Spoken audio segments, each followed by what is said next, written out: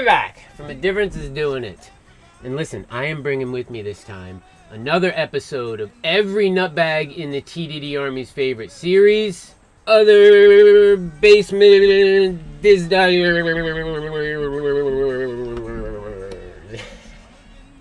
And listen, like, this is so far and away my favorite series in our little catalog as well.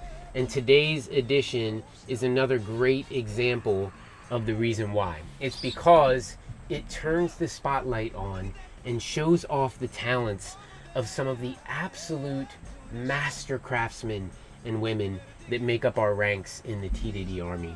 You see, I've always been kind of blessed, or maybe it's cursed, with the whole jack of all trades, master of none kind of thing. Like, it is what it is, but today's guest instructor definitely fits into a totally different cubbyhole than I do, because he is unquestionably a master of these glue mask spin dies that we're going to go over today. And good news, he is going to pull the curtain all the way back for us and show off all of his techniques and tricks as he walks and talks us through his process. I'm going to start up a reel of some of his discs here over my super high-tech microphone for those of you that might not be familiar with his work.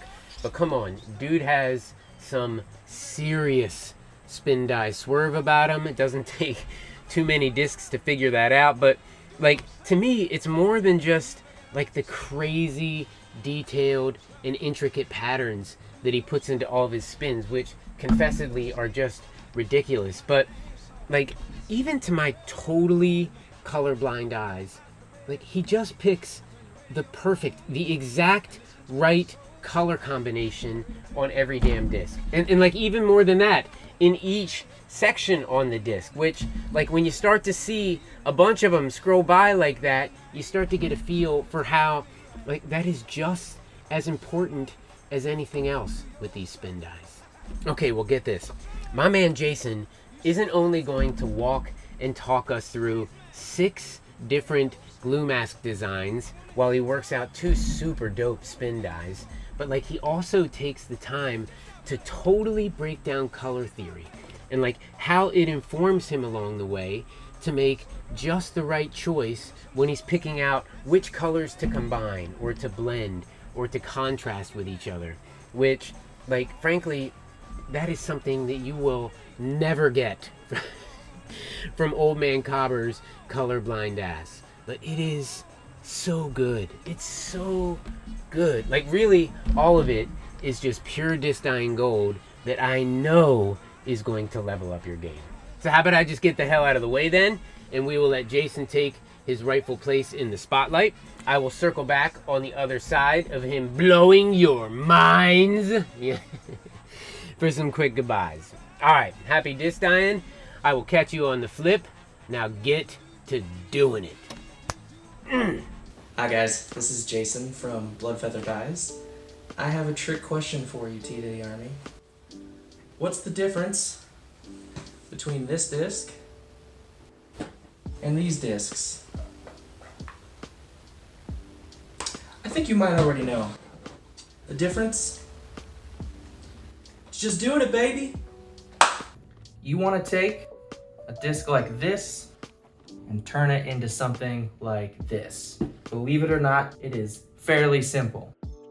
Before we get to putting color on the disc, you gotta consider some basic concepts about color itself. So, I'm gonna lay out something we are all familiar with. Think back to when you were in grade school. You're in art class and there is a wheel with pizza slices of different colors. That's what I'm talking about. That is the color wheel and helps outline something called color theory. We know that the primary colors are blue, red, and yellow. You can take red, blue, and yellow, mix them to varying degrees, and get all of the other colors. That's crazy. That's awesome.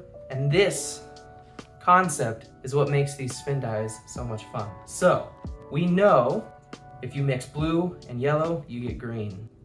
If you mix blue and red, you get purple. If you mix red and yellow, you get orange. And then you can keep going. You can get more and more colors just by mixing them in the right ways. You can end up with something like this. All right, so here's our color wheel. Now, what does this have to do with dyeing a disc, you say? Well, here's an example. Take this disc.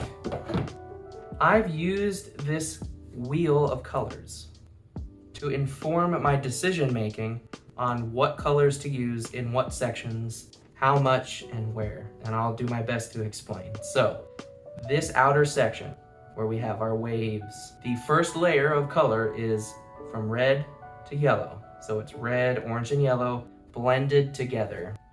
We know that that works because of the color wheel, right? Red goes into orange, into yellow. So if you follow the color wheel, it makes sense that one color leads to another. We've got red and yellow.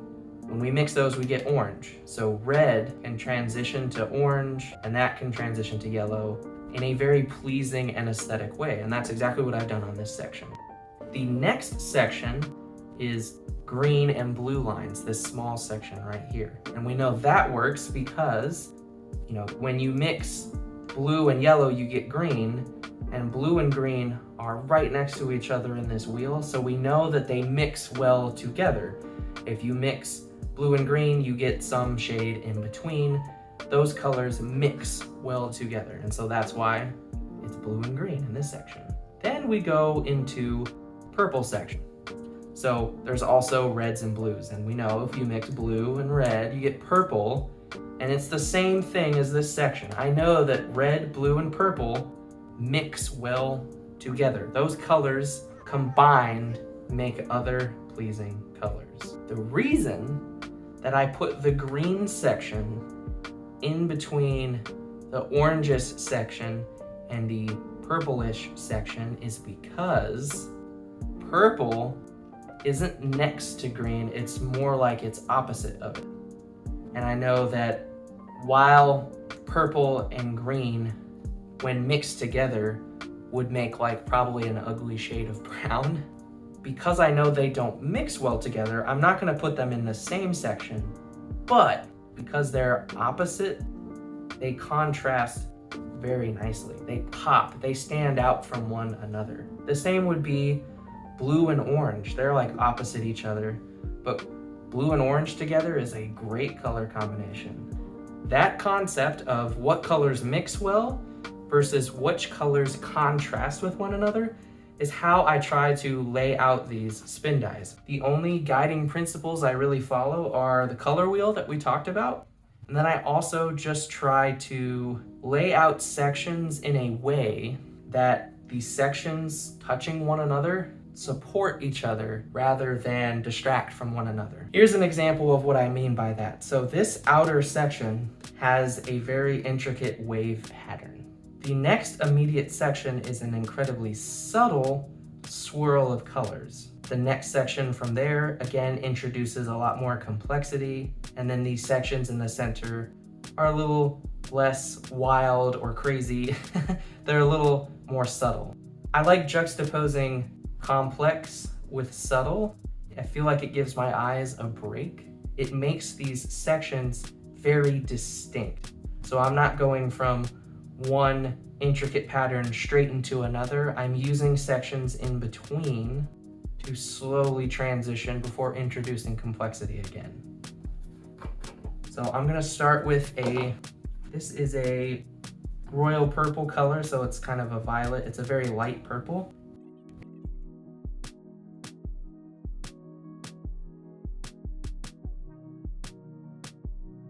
All right, so I'm adding colors slowly but surely, and that's what I recommend.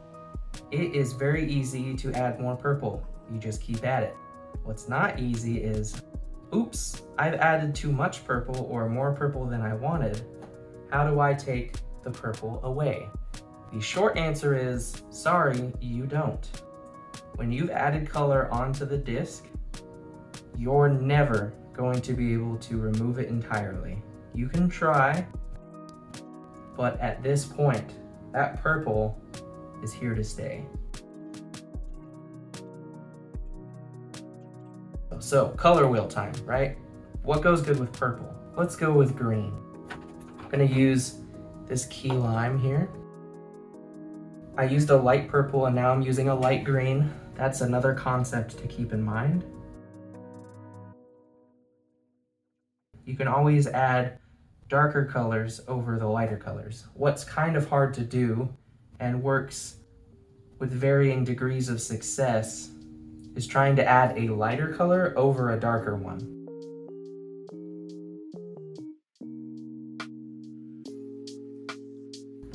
So I've added a little green section there. I think I'm gonna go to an orange.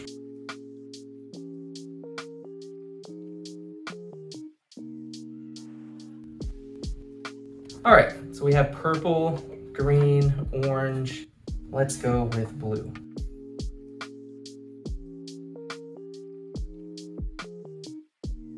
I don't know exactly what I want to do for the center section just yet. I'm gonna leave that empty for now. We can always add color back later. Okay, here's our disc. These are our base layers. Here is where the glue comes into play. This is now getting to the heart of these kinds of spin dies that I enjoy doing. We have a base layer. We've chosen some lighter colors or lighter shades of those colors, put some color onto the disc and have a couple distinct sections. Now, we decide what pattern, if any, we want those sections to have. So for this purple section, let's go with spikes. Spikes, or what I call spikes, uses lines, straight lines, as its primary pattern. So I'm going to, straight from the bottle, put a consistent layer of glue in a straight line, and for this, I'm gonna angle them slightly. You can play around with how far apart the lines are, how steep the angle is, all of that.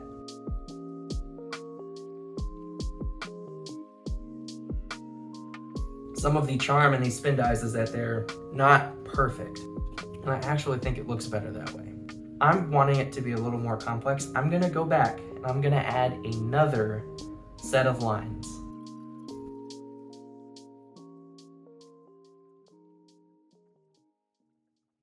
All of this is the fun of these spin dies, is I am super confident this is gonna look awesome, but I don't know exactly what it's gonna look like because I've never done it exactly this way before. All right, we've got our layer of glue. Here is the key concept. Glue is wet. I can move the glue and reveal the plastic underneath it. I don't know what this tool is. I don't know what you'd call it.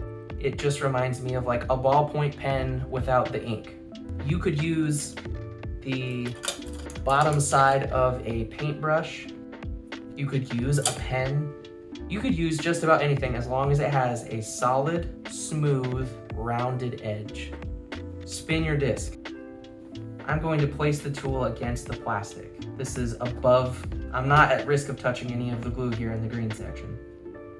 If I now slowly and evenly drag the tool along the disc through the glue, because the disc is spinning, it's gonna form that spike pattern we're going for. So this is going to happen quickly. I want you to take a look at before. We've got our Y's, right? Spin the disc, gently place your tool evenly, drag your tool over the disc. I can see the glue getting pushed out of the way, and voila. That is all it took to take those Y's and turn them into some cool spikes.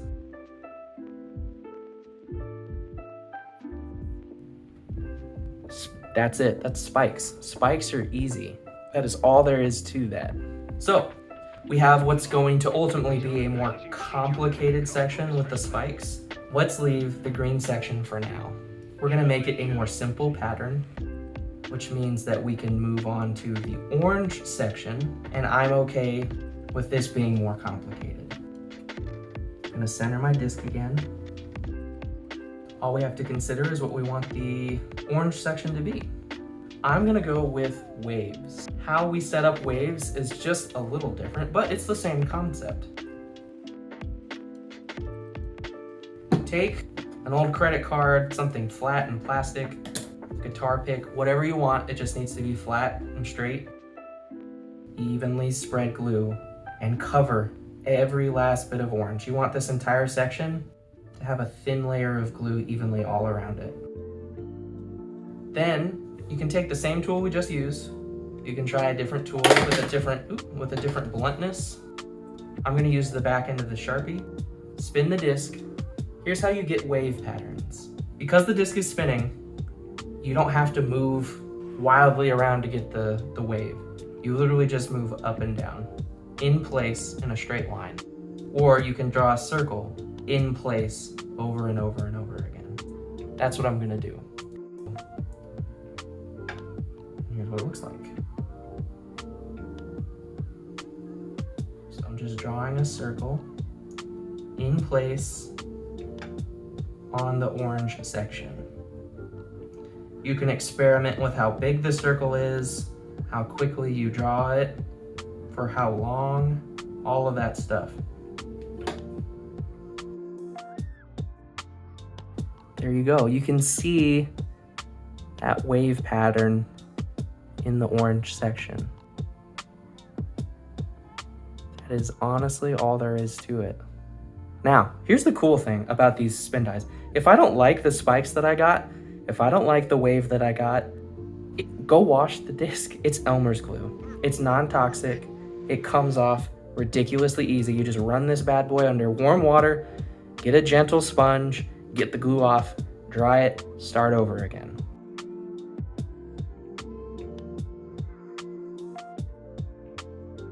So I'm happy so far with the spikes. I am happy with the waves that we just did. They look pretty good and even. That leaves us this blue section and the center. We are gonna keep the green section simple because it's next to the more complicated orange waves and the purple spikes. I'm gonna do the same with the blue, I think. Ultimately, the blue section, whatever it ends up being, is going to be relatively simple. So I say we add some complexity into the center. What I'm going to do for this is, I call it fruit. I'm gonna try to add as even lines as I can.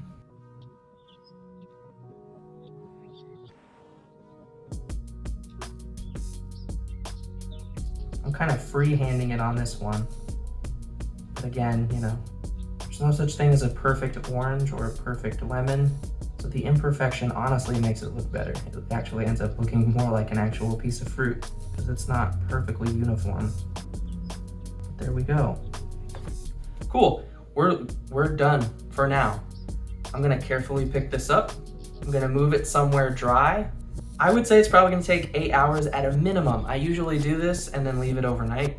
And by, the next day, it will be perfectly dry. All right, the glue is dried. I'm centering the disc and then we can add our second layer of color. So let's start with the rim. What I'd like to do is leave a majority of this section purple. So I'm taking a much darker shade of purple.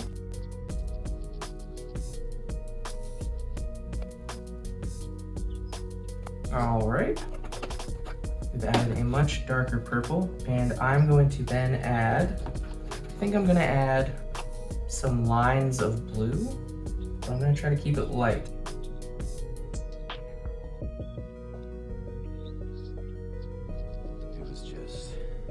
Now we have this orange section, and I think I'm going to add red for the wave pattern. But again, all we're doing here is we're just trying to get red into those lines we made in our glue so that that sliver of the disc is red.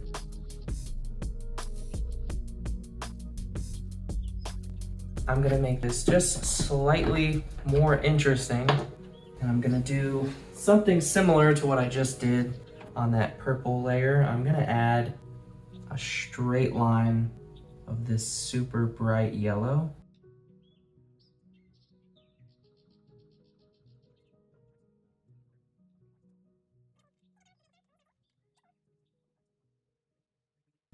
I'm just gonna add a little bit of blue. That just makes sure our wave is fully covered and I'm not cutting off like the corner or the edges. Then we have this section in the center, which is our fruit, like our lemon. Now, admittedly, I think that it just being yellow is a tad boring. So let's grab our orange, pinch it into kind of a sharp edge. And very quickly, very briefly, let's add an orange swirl.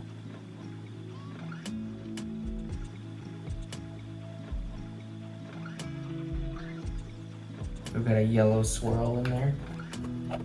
Let's go wash this disc off, and then we can finish up this green layer and this blue layer. And here we go. So I've washed it off. Again, I took all the glue off, and this is the result. So we have a very light purple set of spikes, and then we have our red waves on the orange. And then our fruit ended up looking a tad like candy corn, but that's okay. I think it looks good.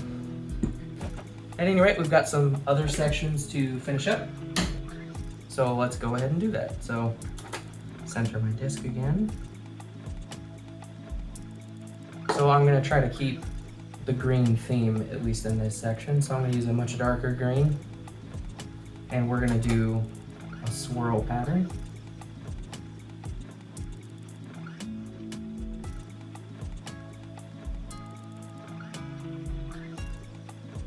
There we go, we've got a bit of a swirl going on. That looks pretty good on its own.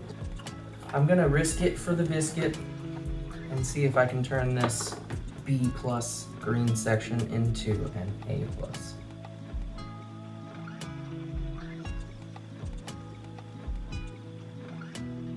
There we go. I like the contrast we got there. Let's add our dark lines in this swirl. Our first dark line is going to separate the purple spike section from our green swirl section.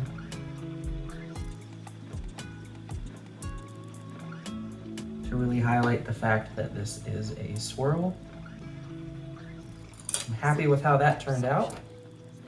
Last thing we gotta decide to do is what we wanna do with this blue section. I think we'll go back to some purple.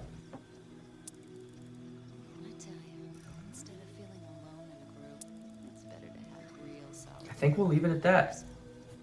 I want a little bit of red in the center.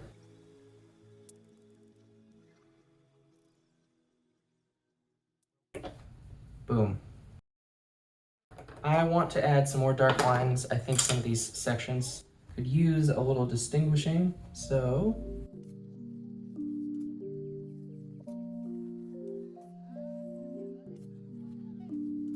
there we go.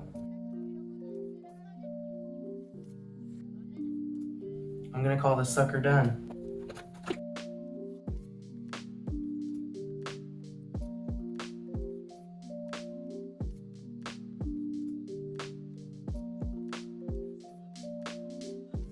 We're going to try some different kinds of patterns. Premise is the same though. We're gonna need our base layer.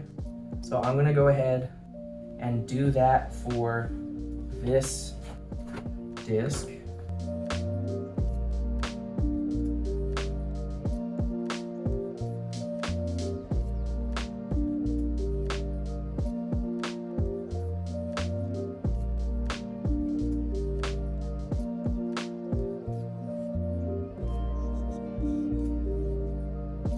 All right, so here is the base layer of our second disc.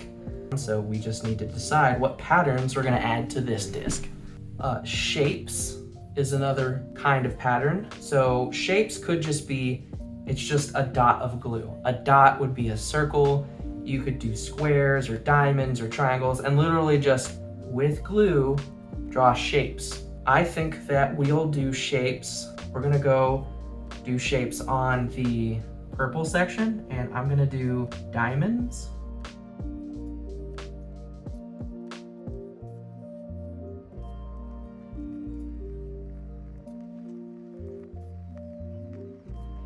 go. We've got a bunch of diamonds. I'm gonna add one layer of spike to these diamonds. So I'm applying 2 different patterns. I'm going to just place my tool straight down and not move. Let it drag that glue away. And now through the diamonds, I have a connecting ring or spike. So we're gonna leave that be. It kind of looks like hieroglyphs. It's pretty cool, kind of what we're going for.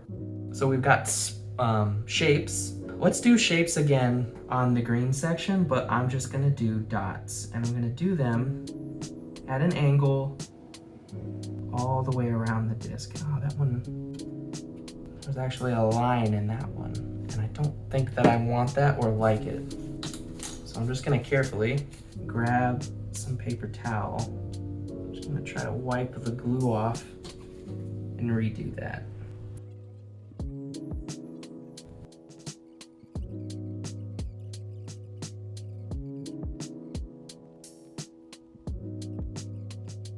Well, there we go. We've got dots. I can fit another layer of dots. I'm gonna go ahead and do so.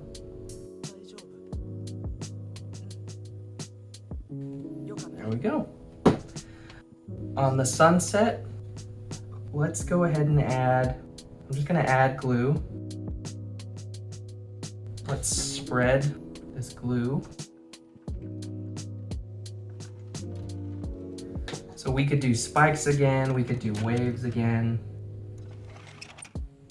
I actually really like the way that a dark line of waves looks on this sunset pattern.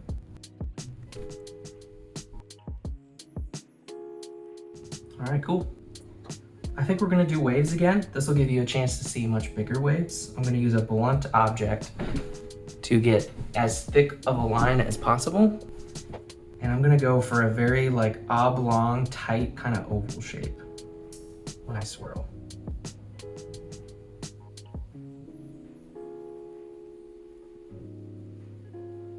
Let's take a look. That looks pretty snazzy.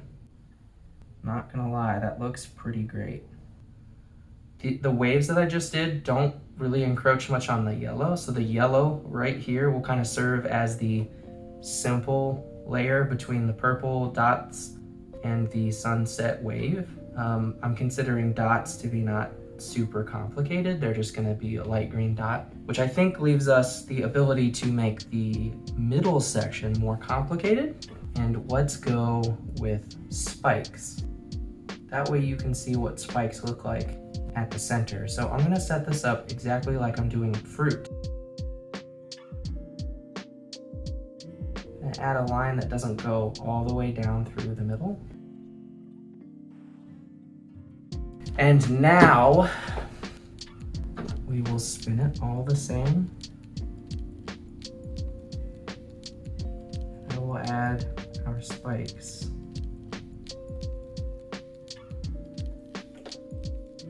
There we go. Let me raise this to you guys so you can see all that we've done so far. So. All right, so you can see the wave. See right there where my finger is pointed. You can see the glimmer or the sheen. So as the light hits this brand spanking new disc, it reflects off of it. And so that's what I mean. You can use the light to see exactly what your wave is gonna look like. We've got our purple diamonds, green dots, and then we've got our spikes in the center. It kind of looks like a spider web pattern, and it's just a different orientation of spikes. But we will now set this one over to dry along with the other. Okay, welcome back. The disc has dried. I'm gonna go ahead and center it.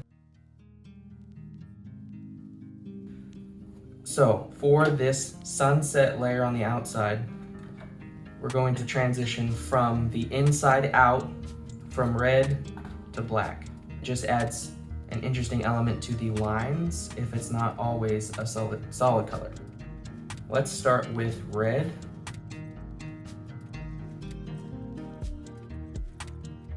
Take your time here, and you might end up having to add more dye than you'd think, and that's just because really the only part of the disc that we're actually affecting is that small thin line. So you just got to go over it enough times to where you're confident that the cotton of the Q-tip has gotten into the nook and cranny of that line. All right, I'm good on red. Go to our dark dungeon. It's a super dark purple that does not take long to just be black, so.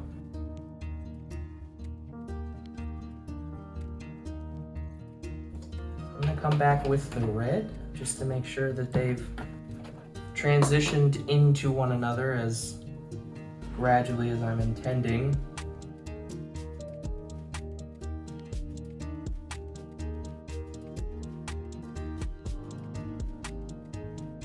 Okay, should be good there. Let's go on to the purple section. So I'm just gonna use lilac instead of the violet-ish color we were using before.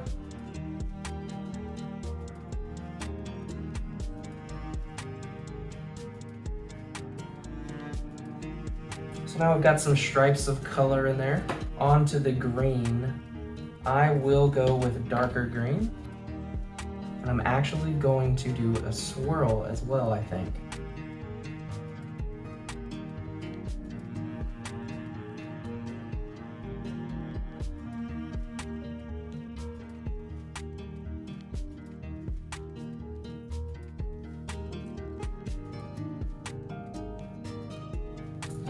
It's a lot of touch and go, it's a lot of back and forth.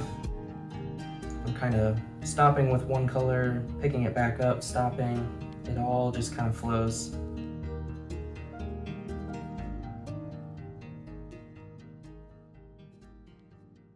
And then we have our center section. I will note there's lots of red on the rim, but we haven't had red represented anywhere else on the disc, so I'm gonna add some red to the center.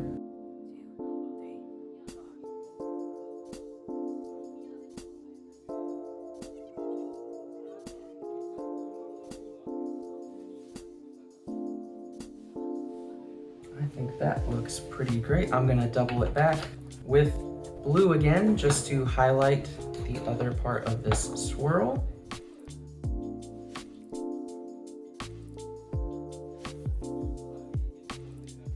All right, I will go wash this off and show you all the end result.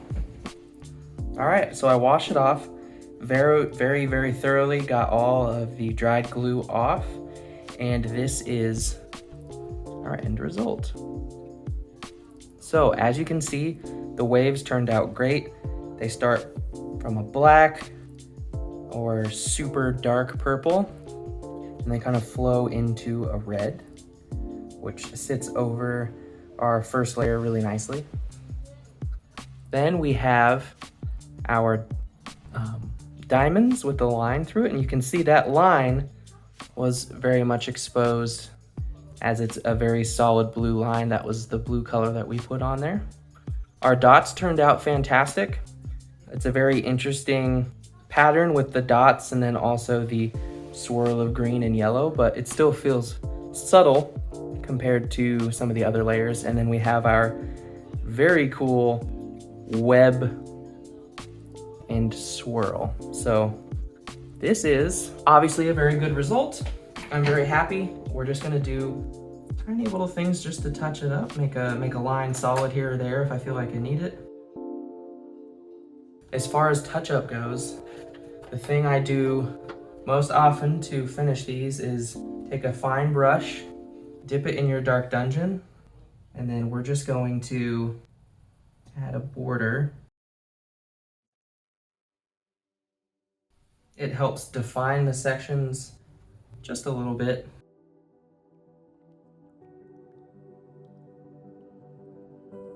You can see that that section really starts to pop now that it has a more defined beginning, middle, and end.